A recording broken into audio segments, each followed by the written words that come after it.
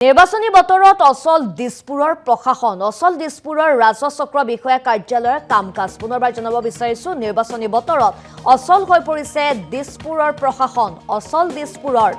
ৰাজচক্ৰ বিষয়া কাৰ্যালয়ৰ কাম-কাজ ৰাজচক্ৰ বিষয়াৰ বদলিৰ পাছত হোৱা নাই একো কাম নতুন ৰাজচক্ৰ বিষয়া কাম-কাজৰ বাবে দিয়া নাই পাছৱৰ্ড আৰু অনলাইন কাম-কাজৰ বাবে পাছৱৰ্ড নাপাই ৰৈ গৈছে কামসমূহ নতুন চৰকাৰ নহালৈকে একো কাম কৰিব নোৱাৰে ৰাজচক্ৰ কাৰ্যালয়ে প্ৰশাসনৰ অচলাৱস্থাৰ বাবে হাৰাশাস্তি ভুগিছে সাধাৰণ জনতাই কি কাৰণত মুখ্য সচিবে নতুন বিষয়াক পাছৱৰ্ড দিয়া নাই সেয়া কিন্তু ৰহস্যৰ আৱৰ্তন কিন্তু যথেষ্ট আসলতে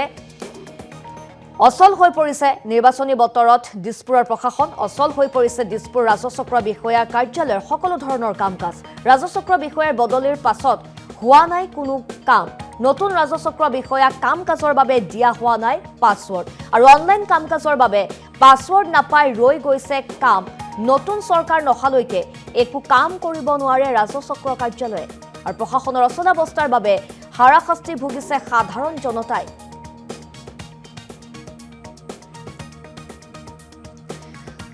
আৰু এই মুহূৰ্তত আমি সবিশেষ জানিব বিচাৰিছো পোনপটীয়াকৈ সংযুক্ত হৈছে আমাৰ জ্যেষ্ঠ সাংবাদিক মনোজ দুৱাৰাৰ সৈতে মনোজ দুৱাৰা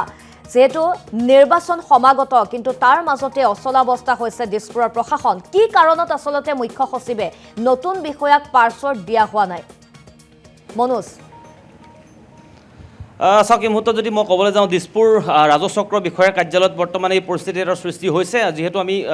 কেইবাজন লোকৰ সৈতে আমি কথা পাতিবলৈ চেষ্টা কৰিছোঁ সাধাৰণ বহুত লোক আহিছে ইয়ালৈ কিন্তু তেওঁলোকে নিজৰ কাম সময়ত কিন্তু হোৱা নাই যাৰ বাবে তেওঁলোকে বিবুধিত পৰিছে এতিয়া কি হ'ব তেওঁলোকে কিমান দিনৰ বাবে ৰ'ব লাগিব আনকি এটা কথা যদি আমি ক'বলৈ যাওঁ যে তেওঁলোকে এখন ইনকাম চাৰ্টিফিকেট উলিয়াবৰ কাৰণে ইয়ালৈ আহি তেওঁলোকে বাৰম্বাৰ আহি তথাপিও কিন্তু তেওঁলোকৰ কামটো সম্পূৰ্ণ হৈ উঠা নাই যাৰ বাবে এতিয়া তেওঁলোকে যথেষ্ট চিন্তিত হৈ পৰিছে কেতিয়ালৈ তেওঁলোকৰ কাম হ'ব আৰু তাতকৈ ডাঙৰ কথাটো হৈছে যিটো অভিযোগ আমি ইতিমধ্যে পাইছোঁ সেয়া হৈছে যে ৰাজচক্ৰ বিষয়াসমূহক ইতিমধ্যেই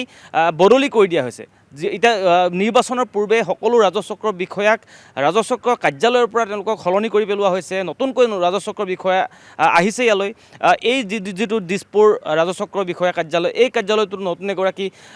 ৰাজচক্ৰ বিষয়া আহিছে যাক বৰ্তমান এতিয়া নিৰ্বাচনী কামত ব্যস্ত কৰাই ৰাখিছে তদুপৰি এই কাৰ্যালয়টোৰ যি তেওঁলোকৰ কাম কাজ সেয়া মিছন ভূমি বসুন্ধৰাই হওক বা অন্য তেনেকুৱা যিসমূহ অনলাইন কাম সেই অনলাইন কাম কৰিবৰ বাবে তেওঁলোকে এটা পাছৱৰ্ড থাকে তেওঁলোকৰ যিটো কোড বুলি কোৱা হয় সেই কোডটো তেওঁলোকক দিয়া নাই যাৰ বাবে তেওঁলোকে কোনো ধৰণৰ কাম আগবঢ়াব পৰা নাই আৰু এইটো কিন্তু আটাইতকৈ ৰহস্যজনক হৈ পৰিছে কি কাৰণে যে তেওঁলোকক এই কামখিনি কৰিব দিয়া হোৱা নাই এতিয়া এনেকুৱা ধৰণৰ প্ৰশ্নৰ সৃষ্টি হৈছে যে অনাগত দিনত অৰ্থাৎ আজিৰ পৰা আজি যিহেতু ২৭ তাৰিখৰ পৰা অহা ৪ মে'লৈ যেতিয়ালৈকে চৰকাৰ গঠন নহয় তেতিয়ালৈকে এই কামসমূহ এতিয়া নহ'ব নেকি সেইসমূহ কিন্তু পৰিস্থিতি এটাৰ সৃষ্টি হৈছে প্ৰায় ১ৰ পৰা ১.৫ মাহ সময় এতিয়া কোনো ধৰণৰ মাটি বাৰী বা নামজাৰি বা এনেকুৱা ধৰণৰ কামসমূহ এতিয়া নহ'ব নেকি সেইসমূহ কিন্তু প্ৰশ্ন এই মুহূৰ্তত যথেষ্ট উত্থাপন হৈছে মই দিছপুৰ কাৰ্যালয়ত আছোঁ খুৰা অকণমান আপোনাৰ ওচৰলৈ আহিব পাৰোঁ আপুনি কিবা কামত আহিছিলে কামত আহিছিলোঁ কাম আপোনাৰ হৈছেনে নাই নাই কাম হোৱা নাই মানুহ নাই ইলেকশ্যন ডিউটিত গৈছিলোঁ ইলেকশ্যন ডিউটি গৈছে আপুনি কেনেকুৱা মাটি বাৰী কামত আহিছিলে মাটি বাৰী কেনেকুৱা এতিয়া কিমান দিন লাগিব বুলি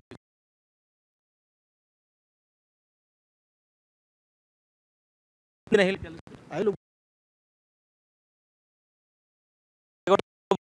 দেখিছে আপোনালোকে এগৰাকী ভুক্তভোগী বৰ্তমান ওলাই গৈছে তেওঁলোকে আহি আছে কিন্তু কাম হোৱা নাই আপুনি কামত আহিছিলে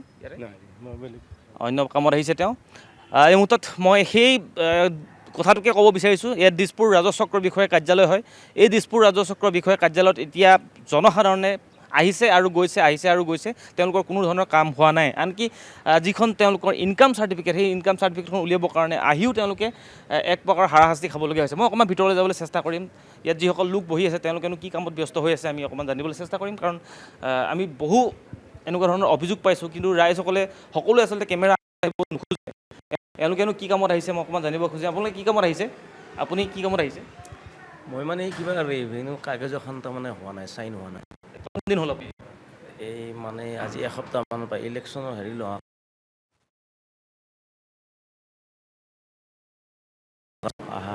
অহাৰ কাৰণে আপোনালোকে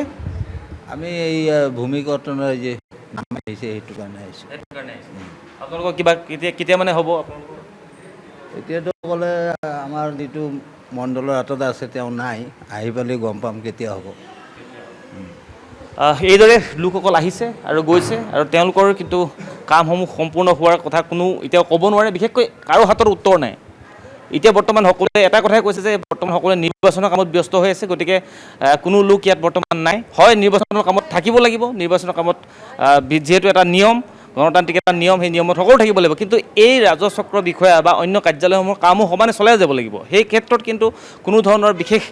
উত্তৰ দিয়া আমি দেখিবলৈ পোৱা নাই। আৰু যিহেতু যিসকল লোক ইয়ালৈ আহিছে, ইয়াত আপুনি কেইজনমান মানুহ দেখিছে, ইয়াৰ ওপৰত আৰু বহু লোক আছে যিসকলে বৰ্তমান শাৰী পাতি আছে, তেওঁলোকৰ ধৰণৰ কোনো কাম হোৱা নাই। গতিকে এই ক্ষেত্ৰত নিশ্চয় আমি দৃষ্টিগোচৰ কৰিব বিচাৰিছোঁ। বৰ্তমান যিহেতু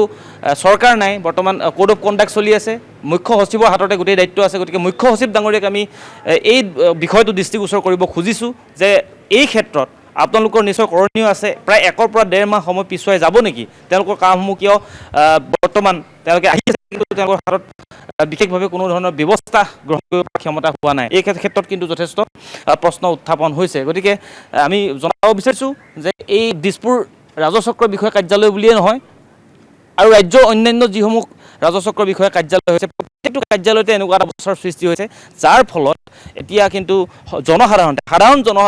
জনতাই কিন্তু এতিয়া বৰ্তমান যথেষ্ট